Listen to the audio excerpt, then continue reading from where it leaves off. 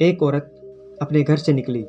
उसने घर के सामने सफ़ेद लंबी दाढ़ी में 3 साधु महात्माओं को बैठे देखा। वह उन्हें पहचान नहीं पाई। उसने कहा, मैं आप लोगों को नहीं पहचानती, बताइए क्या काम है। साधुओं ने कहा, हमें भोजन करना है।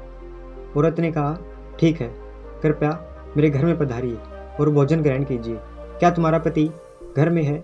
एक साधु ने प्रश्न किया। नहीं, वह कुछ देर के लिए बाहर गए हैं, औरत ने उत्तर दिया। तब हम अंदर नहीं आ सकते, तीनों साधु एक साथ बोले। थोड़ी देर में पति घर वापस आ गया। उसे साधुओं के बारे में पता चला तो उसने तुरंत अपनी पत्नी के उन्हें पुनः आमंत्रित करने के लिए कहा। औरत ने ऐसा ही किया। वह साधुओं के पास गई और बोली, जी अब मेरे पति वापस आ गए हैं, कृपया आप लोग घर में प्रवेश कीजिए। साधुओं ने स्त्री को बताया, हम किसी घर में एक साथ प्रवेश नहीं करते। ऐसा क्यों है? औरत ने अचरज से पूछा। जवाब में मध्य में खड़े साधु ने कहा, पुत्री, मेरी दाईं तरफ खड़े साधु का नाम धन और बाईं तरफ खड़े साधु का नाम सफलता है और मेरा नाम प्रेम है। अब जाओ और अपने पति से विचार विमर्श करके बताओ कि तुम हम तीनों में से किसे बुलाना चाहते हो। औरत अंदर गई और अपने पति को सारी बात बता दी। पति बेहद खुश हो गया। वाह, आनंद आ गया, चलो जल्दी से धन को बुला लेते हैं। उसके आने से हमारा घर धन दौलत से भर जाएगा और फिर कभी पैसों की कमी नहीं होगी। औरत बोली, क्यों न हम सफलता को बुला लें।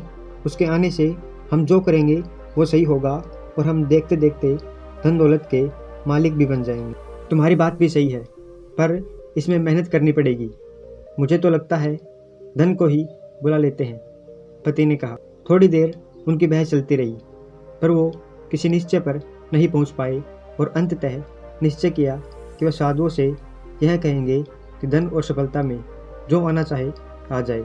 औरत झट से बाहर गई और उसने यह आग्रह साधुओं के सामने दोहरा दिया।